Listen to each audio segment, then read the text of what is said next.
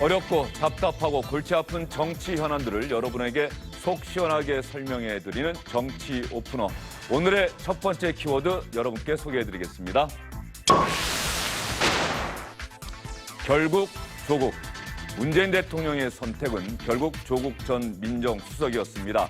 문재인 대통령은 오늘 조국 전 민정수석을 법무부 장관 후보자로 지명했는데 잠시 뒤 오후 2시 반에 조국 지명자가 직접 법무부 장관에 지명된 소감을 밝힌다고 합니다. 실시간으로 여러분께 전달해 드리도록 하겠습니다.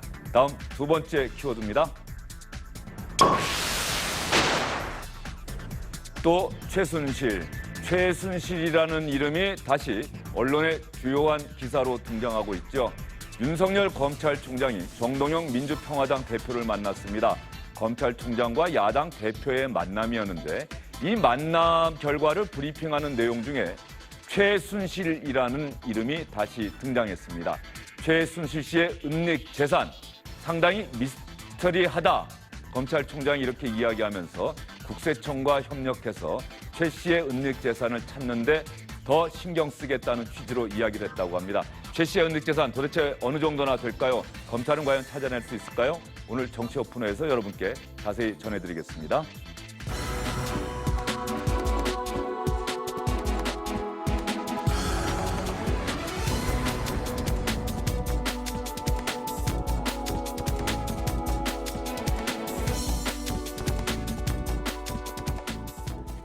첫 번째 키워드, 결국 조국과 관련한 소식을 먼저 여러분께 전해드리겠습니다. 문재인 대통령이 오늘 장관급 인사 8명을 교체하는 개각을 단행했습니다. 예상보다 큰 폭의 개각이었는데요.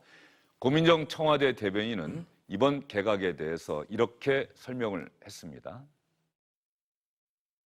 이번 개각 및 특명 정권대사 인사는 문재인 정부의 개혁 정책을 일관성 있게 안정적으로 추진하는 데 역점을 뒀습니다.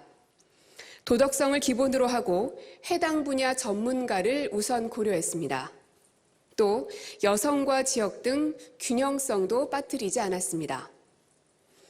이번 개각으로 문재인 정부 2기 내각이 사실상 완성됐다고 할 수 있습니다. 이번 개각으로 문재인 정부 2기 내각이 사실상 완성됐다고 할 수 있다.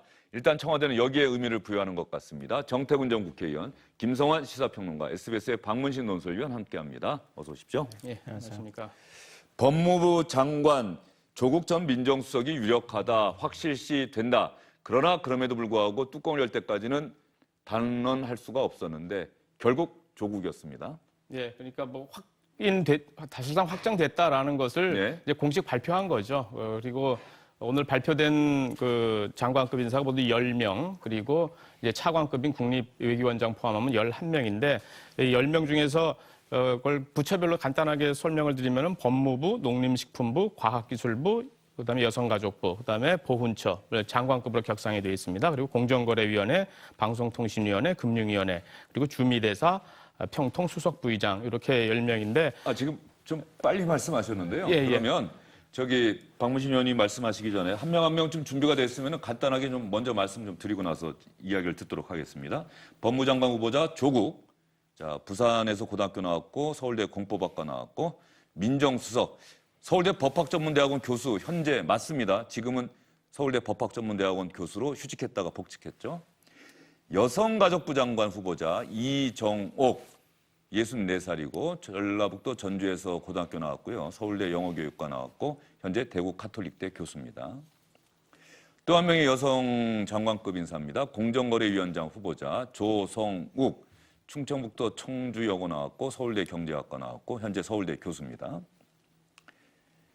그 다음에 이수혁 주미대사 내정자 서울대 외교학과 나왔고 외교부 공무원 출신이고요. 20대 국회의원 현직입니다. 주미대사로 내정됐다. 다른 사람들은 아직 준비가 안 된 것 같은데 일단 주요한 인사들은 저희가 이렇게 정리를 해보도록 하겠습니다. 예, 계속해서 말씀해 주시죠. 네, 이렇게 10명의 그 장관급 내정자죠. 예. 내정자가 발표가 됐습니다만은 역시 관심의 거의 70%는 뭐 조국 새 법무장관 내정자에게 지명자에게 집중되고 있다 이렇게 봐야 될 것 같고요. 그리고 간단하게 특징을 설명을 드리면은 일단 법무장관 조국 이건 이미 내정돼 있었던 상황이었고요. 그다음에 농림식품부, 과학기술부, 여성가족부 요거는 전임 장관들 다시 말해서 이계호 장관, 유영민 장관, 진선미 장관이 총선 차출 대상자입니다. 그렇기 아직은 때문에 전임이라고 얘기하면 안 되겠습니다. 그렇죠. 예, 그렇습니다. 예. 정확하게 표현하면 인사청문회가 예. 끝나야 이제 장관이 바뀌는 거니까요. 그래서 이런 그 출마 예정자들이 자리를 잡고 있는 거고요. 그다음에 공정거래위원회는 이제 김상조 공정거래위원장이 정책실장으로 옮기면서 공석이 돼 있었고, 그다음에 방송통신위원장과 금융위원장 이것도 역시 이호성 위원장과 추종구 위원장이 각각 자진 사퇴 의사를 밝힌 그런 상황이기 때문에 실질적인 내용적으로 보면은 이 10명이라는 장관 폭이 비교적 많아 보입니다만은 실질적으로는 바뀔 것으로 예상됐던 사람이 바뀌었다 이렇게 봐야 될 것 같습니다. 예, 조국 법무부 장관 후보자가 법무부 장관에 지명된 소감을 밝히기 위해서 종로구 적선동에 있는 한 건물 안에 들어왔습니다. 건물 로비에서 입장을 발표한 것 같습니다. 한번 직접 들어볼까요? 이제 떼약볕을 꺼리지 않는 8월 농부의 마음으로 다시 땀 흘릴 기회를 구하고자 합니다. 이후에 인사청문회를 거치고 문재인 정부의 법무부 장관으로 임명이 된다면 서해 맹산의 정신으로 공정한 법질서 확립, 검찰개혁, 법무부 혁신 등의 소명을 완수하겠습니다. 향후 지난 삶을 반추하면서 겸허한 자세로 인사청문회에 임하도록 하겠습니다. 정책 비전에 대해서도 꼼꼼히 준비해서 국민들 앞에 보고 말씀 올리겠습니다. 감사합니다. 이거 할까요? 조국 법무부 장관 지명자가 법무부 장관에 지명된 소감을 밝히고 아주 짤막하게 밝히고 기자들의 질문은 받지 않고 들어갔습니다. 조국 지명자가 얘기한 서해 맹산, 바다에 맹서하고 산에 다짐한다는 뜻인데 조국 지명자의 각오 어떻게 들으셨습니까? 별로 진정성 있게 다가오지는 않는데요. 잠시만요. 진정성 있게 다가오지 않는다. 김성환 평론가는 어떻게 들으셨습니까? 아니 첫 마디 했는데 진정성 있지 않다고 얘기하시면 어떡합니까? 액면 그대로 좀 받아들이면 좋겠습니다. 예, 일단 알겠습니다. 결심이니까요. 예, 액면 그대로 받아들여줬으면 좋겠다. 정태근 전 의원은 왜 이렇게 생각하셨습니까? 어떻든 소감을 얘기하려면 본인 인사와 관련해서 문제가 많이 제기됐었잖아요. 그 문제에 대해서 진솔하게 한마디라도 했어야 되는 것이 맞는데 예를 들면 노영민 실장이 민주당의 원내 수석 부대표를 할 때 이런 얘기를 했습니다. 민정수석이 법무부 장관으로 가는 것은 군사 독재 때도 하지 못했던 일이다. 그리고 그 당시에 민주당에서 무슨 성명이 나왔었냐면 최악의, 그러니까 이 공정성을 담보하지 못하는 최악의 인사고 그리고 가장 위험한 회전문 인사다. 이렇게 민주당이 얘기를 했어요. 그러니까 본인들은 그렇게 비판을 제기해 놓고서 정작 민정수석을 법무부 장관으로 쓰면서 그 문제에 대해서 한마디로 안 하고 있는데 어떻게 진정성을 받아들일 수 있겠어요? 예, 알겠습니다. 기자들의 질문을 받지 않은 것 아마 미리 그렇게 예고를 한 것 같기는 한데 좀 아쉬운 느낌이 들긴 합니다. 모처럼 기자들 앞에 섰는데. 아무래도 앞으로 이제 인사청문 과정이 있으니까요. 그 과정에서 논란이 충분히 될 텐데 미리 기자들하고 얘기해서 문답을 주고받으면 지금부터 논란의 소지가 있지 않겠습니까? 그런데요, 피하고 싶었을 것 장관으로 같아요. 지명된 분들이 인사청문회 하고 그럴 때까지 기자들 만나서 기자들의 질문에 문답하는 경우가 거의 없죠. 네. 예. 그러니까 아마 그런 점을 우려해서 인사청문회도 가지 않았는데 미리 논란을 만들 필요는 예. 없지 않습니까? 그런 자세를 좀 취한 것 같고요. 그러니까 조국 민정수석 임명 설은 이미 나온 지 한참 됐잖아요. 네. 그러니까 거기에 저는 청와대 부담스러운 어떤 그 마음이 담겨 있는 거 아닌가 싶어요. 그러니까 그런 경우가 굉장히 이례적인 거거든요. 그러니까 장관을 임명하는데 임명되기 한 달 전부터 임명설이 돌기 시작하고 결국은 임명하는 이런 방식은 그러니까 청와대에서 바라볼 때도 민정수석에서 법무부 장관으로 곧바로 가는 것에 대한 상당한 부담감을 갖고 있었다. 그렇죠. 지금의 여당인 민주당이 야당 시절에 그거 엄청나게 비판하지 네. 않았습니까? 그러니까 또 그렇게 야당에서 비판할 수 있는 소지가 있다고 청와대가 인정을 하고 있다는 얘기나 마찬가지 아닐까 싶어요. 그러니까 그런 점에 있어서 일단 논란이 되는 과정을 통해서 뭐 국민들이 받아들이는 과정도 필요할 것이고요. 야당에서도 이 부분에 대해서 검증하는 과정도 필요할 것이다. 그러니까 이런 거는 청와대에서 야당의 입장을 어느 정도는 이해하고 있었다라고 생각이 되고요. 근데 그럼에도 불구하고 왜 임명해야 될 것인가 이 부분에 좀 주목해야 될 필요가 있지 않을까 싶습니다. 예, 그 이야기는 조금 있다가 다시 더 자세하게 여쭙겠습니다. 그런데 오늘 조국 지명자의 소감 가운데 아무래도 서해맹산이라고 하는 말이 화제가 될 것 같아요. 과연 어떤 뜻을 가진 네 글자의 단어인가? 제가 이렇게 찾다 보니까 말이죠. 정민 한양대 교수가 서해맹산이라는 제목으로 고전문학 교수님이신데 쓴 글을 보니까 충무공 이순신 장군의 일기에 또 이순신 장군이 남긴 시에 담긴 대목이다라고 하는 글이 나오네요. 일단 이 글은 이 서해맹산과는 관련이 없습니다만 이순신 장군의 심경이 담긴 혼자 다락위에 기대 나라의 형세를 생각하니 위태롭기가 아침 이슬 같다. 안에는 계책을 결단할 동량의 인재가 없고 밖으로는 나라를 바로잡을 주춧돌 같은 인물이 없다. 종묘사직이 끝내 어디에 이를지 심사가 번잡하고 어지러워서 온종일 엎치락 뒤치락했다. 충무공 난중일기 1595년 7월 1일자 일기라고 합니다. 그리고 난중잡록이라고 조경남이 충무공이 한산도에서 읊은 20운의 시 가운데 단지 남은 한연으로 소개한 구절에 바로 서해맹산이 나온다고 합니다. 바다에 맹서하니 어룡이 꿈틀대고 산에 다짐하자 초목이 알아듣네. 도대체 이순신 장군께서 무엇을 맹세했기에 초목 어룡조차 격동되어 대답했던가. 조국 지명자가 이번에도 이순신 장군을 생각하게 하는 그런 글을 자신의 지명 소감문에 포함시켰다. 이건 시사하는 바가 대단히 있어 보입니다. 박문신 의원.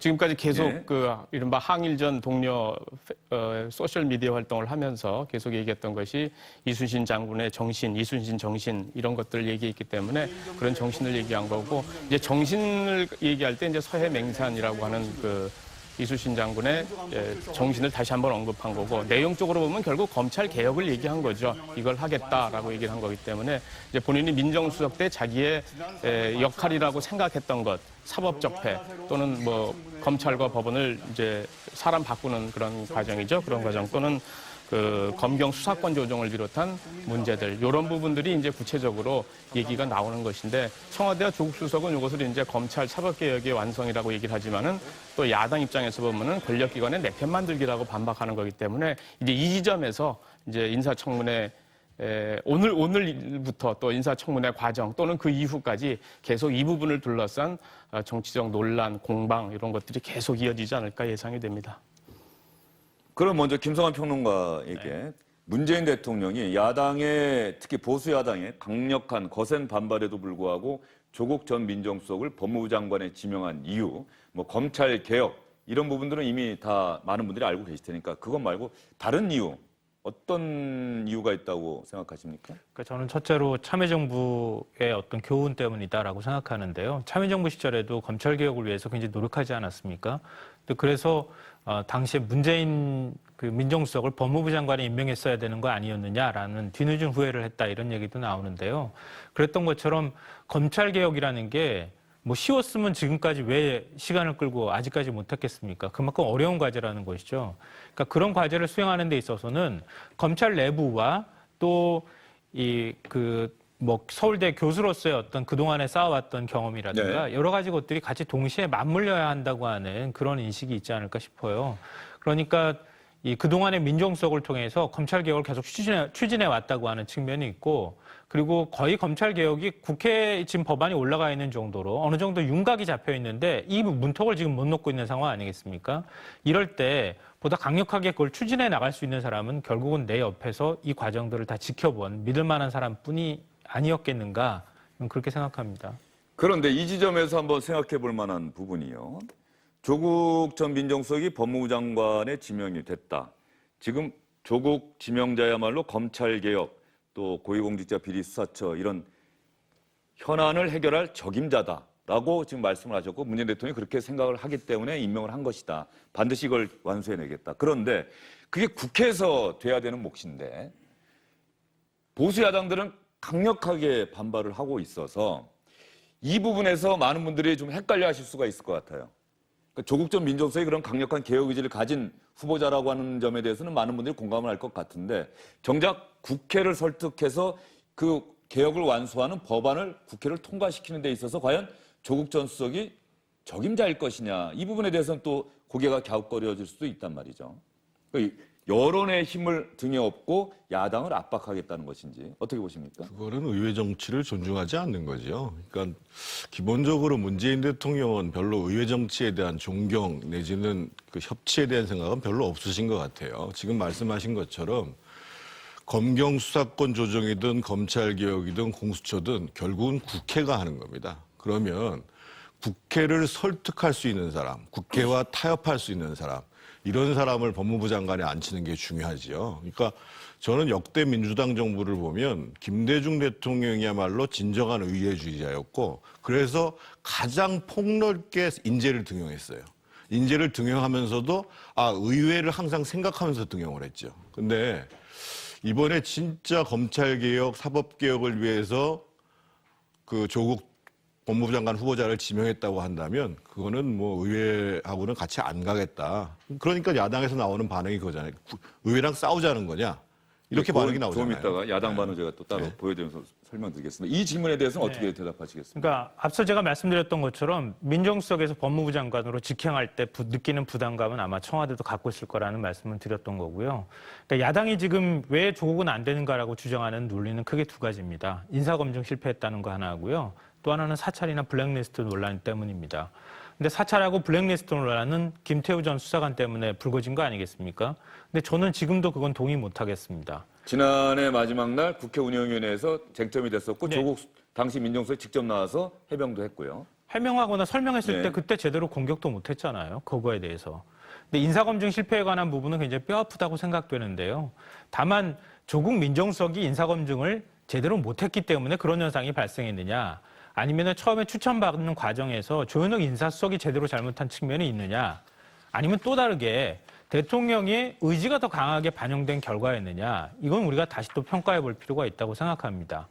그러니까 그런 측면으로 보면은 조국 민정수석에 대해서, 전 민정수석에 대해서 너무 과도하게 비판하고 있다는 겁니다. 이거는 그러니까 한 사람에 대한 장관을 인사 검증하는 차원을 넘어서서 정치적으로 뭐 차기 대선 주자다, 뭐 이런 얘기까지 나오지만 또 오히려 상처 주기에 가까운 공격을 하고 있는 것이 아닌가 그런 생각을 저는 합니다. 예. 야당이 지적하는 대목을 조금 오해하신 것 같은데요. 당연히 이제 검증 실패에 대한 뭐 능력 문제도 있고 소위 이제 공직기강실의 문제도 있는데 본질은 과연 공정한 법 집행을 할 수 있는 사람인가라는 거에 대해서 야당은 원천적으로 불신을 갖고 있는 거예요. 그거는 다른 것이 아니라 조국이라는 사람이 수석으로 있을 때 여러 가지 행한 행태 자체가 저 사람은 정말 공정한 법 집행을 할 사람이 아니다. 특히 내년에는 총선이 있는 해입니다.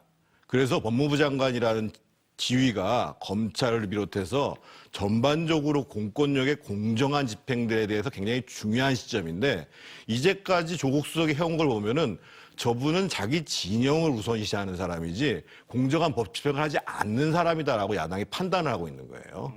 예. 저는 그 부분 때문에 차라리 그런 얘기를 한다 그러면 조국 수석은 임명해도 된다고 생각합니다. 왜냐하면 과거에 우병우 전 민정수석 사례에서도 봤던 것처럼 오히려 검찰 내부에 자기 라인을 만들었던 것도 아니었고요. 권력을 무슨 남용했다고 하는 구체적인 증거가 있습니까? 그건 아니잖아요. 그러니까 검찰을 좌지우지했다고 하는 것은 지금 얘기하는 것처럼 적폐청산에 관한 수사의 부분에서 그렇게 혹시 얘기할지는 모르겠지만 그게 조국 민정수석이 주도해서 그렇게 했다고 얘기할 수는 없는 거 아닙니까? 한 가지만 말씀드리면 대법원의 판결에 대해서 이의를 제기하는 사람은 매국이라고 얘기를 하는데 그런 정도의 상식을 갖고 있는 사람이 공정한 법 집행을 한다는 보장이 있어요? 그 판결 자체에 찬성 의견도 있고 찬성이 다수결이었으니까 판결이 나왔겠죠. 반대 의견도 존재하잖아요. 그런데 소위 법학자라는 사람이 대법원의 판결에 대해서 이의를 제기하는 건 매국이고 친일이다. 이런 식의 사고를 하고 있는 사람이 과연 공정한 법칙을 할 것인가? 당연히 의문을 가질 수밖에 없는 거예요. 논리를 너무 단순화해서 말씀하시는 것 같은데요. 단순히 대법원 판결을 찬반의 입장으로 바라봤기 때문에 매국이라고 얘기했던 게 아니고요. 그 대법원 판결의 취지가 일본의 불법성을 인정하느냐 아니냐의 부분인 거예요. 불법적인 식민 지배를 인정하느냐 아니냐의 부분이라는 거예요. 그게 1965년 한일 청구권 협정까지 가는 문제이기도 했고요. 그러니까 그것까지 다 검토를 해서 대법원에서 판단을 내린 것인데 그거를 두고 잘못됐다는 얘기는 일본의 식민 지배 자체가 합법적이라고 인정하는 것이나 마찬가지 아니냐라는 논리에서 그런 얘기가 나온 것이지 대법원 판결 자체를 가지고 얘기한 건 아니라는 거예요. 정부는 대법원의 판결을 존중할 의무가 있다. 하지만 이 판결에 대해서 다른 의견을 갖고 있는 사람들도 있는 것이 사실이다. 이렇게 얘기를 했어야죠. 왜 다른 의견을 갖고 있는 사람에 대해서 그걸 매국이라고 단죄를 해요? 알겠습니다. 두 분의 그 말씀은 지금 법무부 장관으로 지명된 조국 전 민정수석이 SNS에 썼던 글, 특히 일본과의 경제전쟁과 관련해서 썼던 글을 놓고 두 분의 생각을 여러분께 말씀을 드린 거고요. 조국 전 민정수석 관련해서 조금 화제를 한번 돌려볼게요. 박문신 의원. 조국 전 민정수석, 조국 법무부 장관 지명자, 흔히 영화 감독들이 자신이 만드는 영화에 꼭 이 배우를 매번 출연시키면은 이 감독의 페르소나는 이 배우다라고 이야기하는데 그렇다고 한다면 문재인 대통령의 페르소나는 조국이다. 거의 이렇게 볼 수 있는 것 아니겠습니까? 일단 그렇게 보는 사람이 네. 많아졌고 실제로 많은 거죠. 그리고 실제로 이제 특히 이 문재인 대통령에 좀 가까운 이른바 친문 핵심 그룹일수록 그런 얘기를 많이 하지 않습니까? 그리고 실제로 복심이라고 한때 불렸던 양정철 전 비서관, 지금 민주연구원장이죠. 당시 이제 어떤 토론회라든가 이런 데서 보면은 이제 문화 축제 현장에서 보게 되면은 예를 들어서 거론한 사람이 2명 아닙니까? 이제 복심으로 얘기하는 사람들이. 그래서 조국 당시에 민정수석과 유시민 재단 이사장이 대권 후보의 이름이 오르내린다면 우리 지지자들이 얼마나 안심하겠냐 이런 취지 얘기를 했다는 것은 이른바 대통령 또는 친문그룹 사이에서의 그런 어떤 생각, 인식 이런 것들이 굉장히 좀 확산됐다 이런 것에 대한 반증 아닐까 이렇게 생각이 들고요. 예. 실제로 이제 문재인 대통령과 조국 법무장관 지명자 간의 인연은 공식적으로 나타난 거는 2012년 대선부터입니다. 그때부터 이제 어떤 캠프에 참여하고 또 그 뒤에는 실제로 당대표를 지금 문재인 대통령이 당대표를 할 때 혁신위원으로 참여도 했었고 한데 그 이전부터 이미 개인적인 어떤 친분, 인연 이런 것들이 쭉 유지돼 오면서 어떤 검찰과 관련된 부분이라든가 또는 여러 가지 법적인 문제에 있어서의 의견 교환 이런 것들을 지속적으로 해오면서 어떤 마음을 주고받았다 그래야 될까요? 그런 이심전심적인 그런 측면이 굉장히 있었고 특히 이번 한일 갈등 국면에서 이른바 이제 붙여진 새로운 뭐라 그래야 되나요? 별명이라 그래야 되나? 그런 것이 이제 호위무사라는 이름까지 이제 나올 정도니까 그러한 지금 말씀하셨듯이 대통령의 마음속에 조국 수석이 큰 포션으로 자리 잡고 있는 것은 분명하다 이렇게 말씀드릴 수 있을 것 같습니다. 조국 전 민정수석 조금 뒤에 또 두 분께 질문을 드리겠습니다만 그러면 왜 대통령은 조국 전 민정수석을 법무부 장관에 지명했는지 청와대 설명 한번 들어보겠습니다. 조국 장관 후보자는 문재인 정부 초대 민정수석 비서관으로 임용되어 권력기관 개혁에 대한 확고한 소신과 강한 추진력을 가지고 기획조정자 역할을 성공적으로 수행했습니다. 법학자로 쌓아온 학문적 역량과 국민과의 원활한 소통 능력, 민정수석으로서의 업무 수행 경험을 바탕으로 법무부 장관으로서 검찰개혁, 법무부 탈검찰화 등 핵심 국정과제를 마무리하고 공정하고 정의로운 법질서를 확립해 나갈 것으로 기대합니다. 네, 고민정 청와대 대변인의 설명 잘 들으셨죠? 그러면 보수 야당은 어떻게 반응하고 있는지 대단히 비판적입니다. 나경원 자유한국당 원내대표 이야기입니다.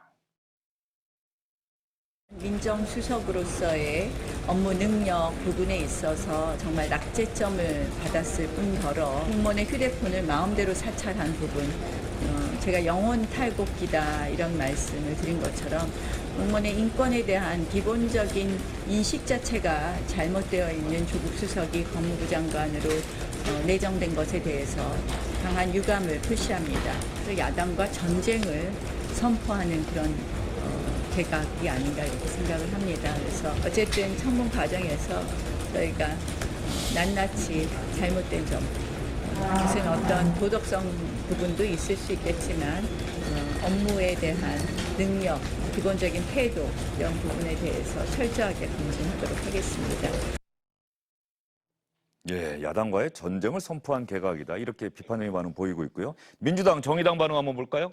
바른미래당은 이미 협치를 포기한 개각이다. 또 이렇게 자유한국당과 비슷한 반응 보이고 있고, 민주당은 국민 눈높이에 부합한 조국 지명자, 또 전체적으로 최고의 전문가들을 각각의 부처에 임명했다. 긍정적으로 평가하고 있고요. 정의당, 민주당과 비슷한 평가를 내리고 있습니다. 그러면 혹시 조국 지명자를 여권 내부에서, 여권 핵심에서 차기 대선 주자로 생각하고 있는지 아닌지 아직까지 단언할 수는 없겠습니다만, 지금 보수 야당들의 반응을 보면 말이죠. 조국 지명자의 앞에 놓인 길은 꽃길일까요? 가시밭길일까요? 가시밭길이라고 봐야죠. 마찬가지로 생각하십니까? 네, 그렇죠. 가시밭길이다. 네. 예, 왜 그렇게 생각하십니까? 장관으로 서로 임명이 강행된다고 하더라도요, 의회하고 잘 지내지 못하는 장관이 업무 성과를 내기가 굉장히 어렵습니다. 그리고 의회에서 항상 마찰을 하다 보면 자기의 리더십을 순수하게 표현하기가 굉장히 어려운 점이 발생해요. 그리고 또 거기서 상처가 나기 마련입니다. 그래서 제가 봤을 때는 사실은 이번에 조국 수석을 굳이 저렇게 장관으로 임명할 이유가 있었는가. 그래서 저는 조금 잘 이해가 잘 안 가요, 사실. 예, 가시밭길이다. 그런데 역으로 말이죠. 지금까지 조국 지명자가 보여줬던 모습과 달리 장관 인사청문회 때부터 또 장관이 돼서 의회와 또 의외로 야당과 또 잘 지낼 가능성도 있지 않습니까? 어려울 것 같은데. 어려울 것 같습니까? 예. 어떻게 보십니까? 가시밭길이라는 데 동의하셨는데. 네. 아니, 가시밭길이라고 하는 것은 앞으로 장관직을 수행하는 데 있어서 국회하고 계속 논의를 해야 되는 과정이 있을 테니까요. 야당의 공세는 계속 있을 거고, 만약에 뭐 차기 대권 주자를 키우겠다고 하는, 또 스스로 크겠다고 하는 그런 의도가 있다고 하면 그런 걸 또 극복해내야지. 그래야 정치력을 검증받는 거 아니겠습니까? 그 길 자체가 순탄하지는 않을 거라는 거예요. 그러니까 당연히 어려운 길이라고 생각되는데요. 그러니까 저는 근데 그런 생각은 좀 들었습니다. 지난번에 운영위원회 때 조국 민정수석이 출석하지 않았습니까? 근데 그 많은 야당 의원들이 민정수석을 못 이겨요. 그러니까 왜 못 이길까? 그러니까 의혹을 제기를 제대로 못해서 못 이기는 거였을까? 이런 생각을 좀 했거든요. 그때 그래서 왜 그럼 하필이면 민정수석을 굳이 운영위원회 끌어내가지고 면접으로 준 거나 다름이 없다 이런 얘기까지 나왔는데, 과연 앞으로 민정수석이 꼿꼿하게 국회에 가가지고 본인 할 얘기 다 하고 그러면 야당이 과연 조국 민정수석을 꺾거나 이길 수 있을까? 저는 쉽지는 않을 것 같아요. 예. 그런 면에서 보면은 조국 지명자 인사청문회가 첫 시험대가 될 것 같고요.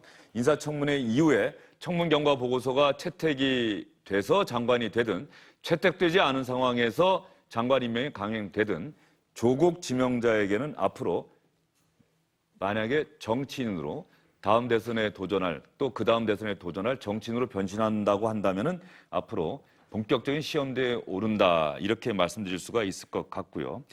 조국 지명자와 관련해서 조금 전에 소감은 저희가 조국 지명자와 관련한 이야기를 마무리할 때 다시 한번 좀 들려드렸으면 좋겠고요.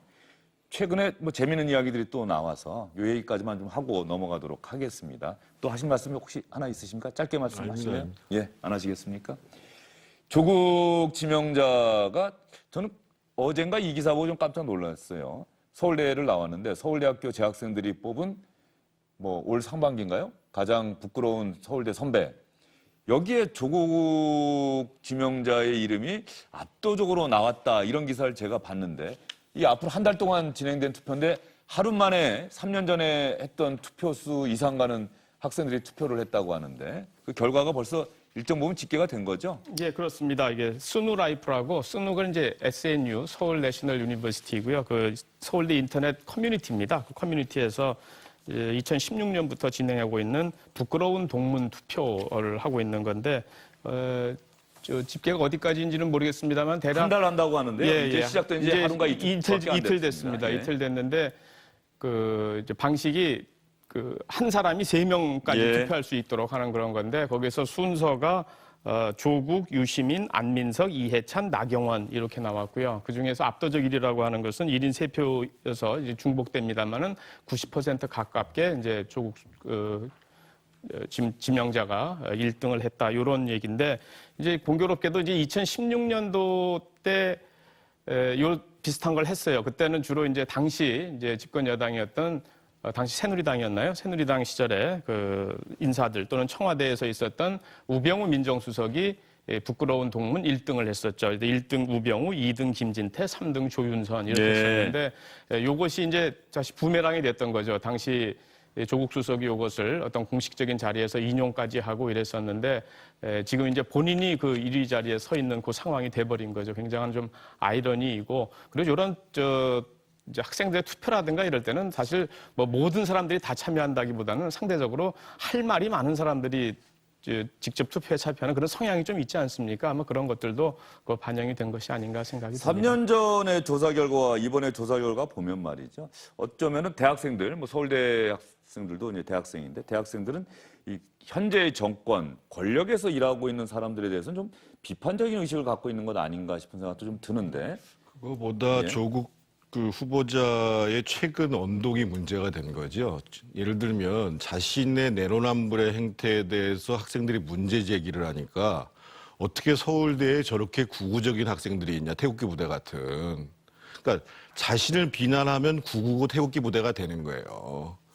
그거를 목격한 학생들이 아, 저분은 정말 언행일치가 안 되는 부분이구나. 요즘 학생들이 참 쿨하잖아요. 그러니까 학생들 입장에서 보면 아, 저분이 우리를 지도했던 선생님이 맞나? 그런 언동, 이해가 안 되는 언동들을 하니까 이런 문제가 벌어지는 거예요. 자업자득이에요. 예, 김성환 평론가는 또 당연히 생각이 좀 다르실 것 같은데. 그러니까 한 달 동안 하는 투표를 사흘 투표한 결과를 가지고 우리가 1등이 누구다 이렇게 얘기하는 게 과연 의미가 있는지 모르겠는데요. 예. 일단 뭐 적극적 투표 의사층이라고 하는 게 결국은 반대 의사를 갖고 있는 사람들이 먼저 투표하기 마련이거든요. 그런 면에서 그 투표 의사가 일단은 반영된 것으로 보이고요. 저는 서울대 학생들 사이에서 나중에 뭐 한 달 정도 지나고 난 다음에 투표 결과를 봐야 되겠지만 이렇게까지 압도적으로 나올 거라고 생각하지는 않습니다. 그러니까 예. 학생들 안에서 내부적으로 토론도 있을 거고 학습권 침해에 대해서 불만 가지는 학생들도 있을 수 있겠지만 또 반대로 찬성하는 학생들도 꽤 많을 거라고 생각합니다. 예, 알겠습니다. 조국 전 민정수석이 법무장관 후보자로 지명됐다는 소식 중심으로 여러분께 전해드렸는데요. 조국 지명자가 조금 전에 밝힌 소감 다시 한번 여러분께 들려드리겠습니다. 서해 맹산이라고 하는 표현을 썼는데 바다에 맹서하고 산에 다짐한다는 충무공 이순신 장군의 시 가운데 한 부분을 인용한 말입니다.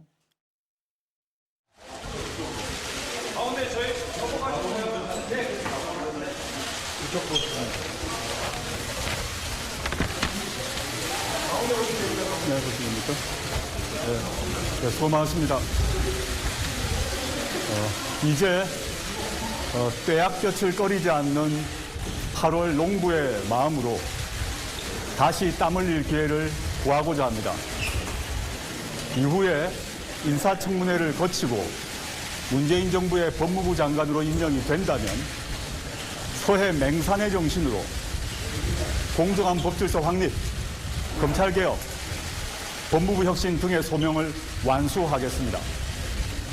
향후 지난 삶을 반추하면서 겸허한 자세로 인사청문회에 임하도록 하겠습니다. 정책 비전에 대해서도 꼼꼼히 준비해서 국민들 앞에 보고 말씀 올리겠습니다. 감사합니다.